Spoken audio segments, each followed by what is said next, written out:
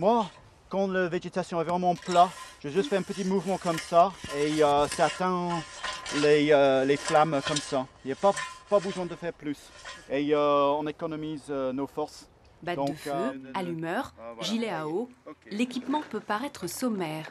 Mais pour cette opération de brûlis dirigée, le plus important, c'est de bien choisir son jour et d'observer d'où vient le vent.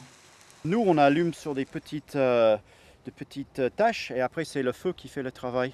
Donc le feu va petit à petit remonter au vent, mais vraiment à une vitesse très lente. Et donc nous, on est là juste pour le surveiller et allumer, par exemple, si le feu s'éteint. À la manœuvre, William Ardley. Garde du littoral depuis 27 ans, il est en charge du secteur des Landes du Brûlé. 330 hectares que le printemps couvre chaque année d'un épais tapis de bruyères, d'ajoncs et de genêts maritimes. Objectif ce matin, brûler entre 7 et 8 000 mètres carrés de landes. Là, ça a bien brûlé, la végétation est sèche. Les ajoncs brûlent plus facilement que les épines.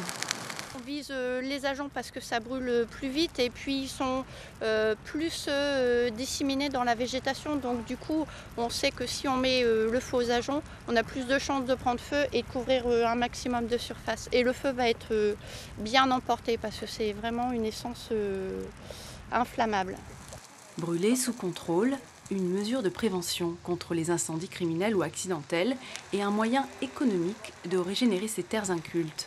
Remise ici au goût du jour, il y a 10 ans, c'est une pratique ancestrale. Sur notamment des zones comme celle-ci, on voit qu'il y a beaucoup de cailloux, etc. On ne pourrait même pas imaginer mécaniser ce type de secteur.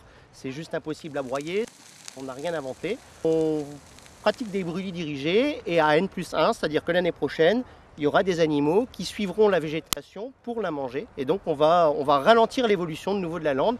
Façonnés par les vents, la mer et les hommes, ces paysages de Landes font partie du patrimoine naturel et historique de la région. Un paysage de toute beauté que les gardes du littoral entretiennent avec passion.